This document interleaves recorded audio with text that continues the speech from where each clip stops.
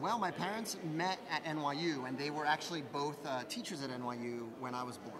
So we lived in Silver Towers until I was 1, and then we moved up to Inwood when I was 2 years old.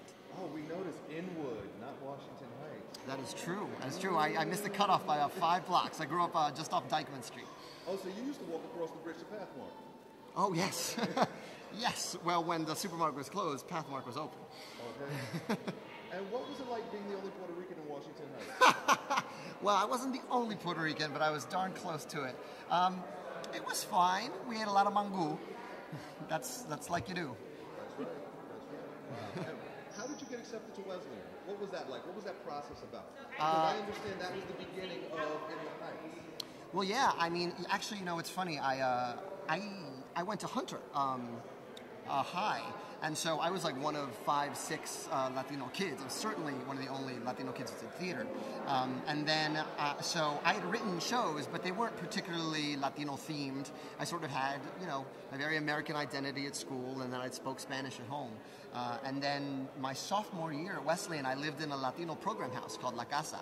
I lived with all Latino kids, and it was really the first time I had close friends that were Latino and had the same sort of, you know, schizophrenic upbringing of, you know, our parents all got here first, and then we were all first generation. And that's when I started writing about it. I'd never written Latin music before. I didn't feel qualified to write it, except that I grew up listening to it. So that was really being homesick and also having a bunch of Latino friends who get Mark Anthony jokes and just as much as they, you know, grew up with He-Man and She-Ra. That was important. That was it empowered me to write about that. Well, I didn't know you went to Hunter High School. I actually lived only a couple of blocks from there. Oh yeah. And what was that like? Well, you know, castle it's funny. You mentioned you'd seen the show. The song 96,000. People always ask me why 96, and I think it's because for me 96 is the cultural divide of that.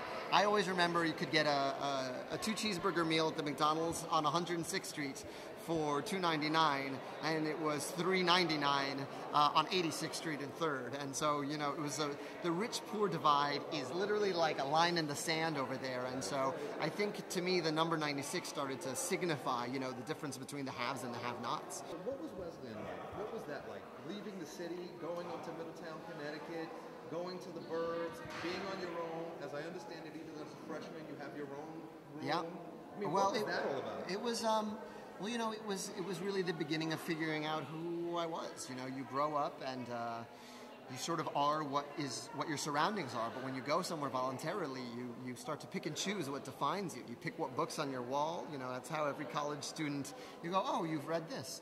I always had a mini fridge stocked with Malta India and Coco Rico, and that I realized as soon as I got there, yeah, I'm not willing to part with that. So, you know, you start to figure out who you are in the process. There are 2 people that we feel almost constantly steal the show from you. Oh, yeah. Your little cousin. Oh, Sonny, yeah. And the redhead girl who owns the salon. What do you have to say about that? Oh, well, that is certainly, that's actually just as much a testament to Andrea Burns and Robin DeJesus, the characters who originated the roles, when we would do workshops with them, and they were involved for many years in the workshop process. Anytime we gave them a line, they would knock it out of the park. So they got more and more lines, and, you know, Robin won't mind me saying this, but there isn't a piece of scenery he doesn't find delicious. So, you know, we're very happy that they, you know, go ahead and steal the show. They're amazing. You won the 2008 Tony Award. How come you haven't received the appropriate advertisements? There are other plays that are not as good as yours. Let's call it what it is. But yet they receive more advertising dollars. Well, I think, you know, we're keeping our show running. Our producers have an amazing track record of keeping shows running for a very long time. Rent and Avenue Q, a show about puppets that ran for 6 years and is now still running off-Broadway. And so, you know, I think what we have and what we really rely on to a large extent is what you can't buy, which is word of mouth. And people leave the show and they come back with their families. And so we're really proud of that. But, you know, I always feel like musical advertising is one of those things like once you see the show is when you start to see the ads. I remember seeing Phantom for the first time and then noticing all those posters of the mask all over every bus. It's one of those things you don't realize it until it's in front of you. This is Lin Manuel Miranda. I'm not the Comay de Bochinche, but you're on thebochinche.com. Have you heard?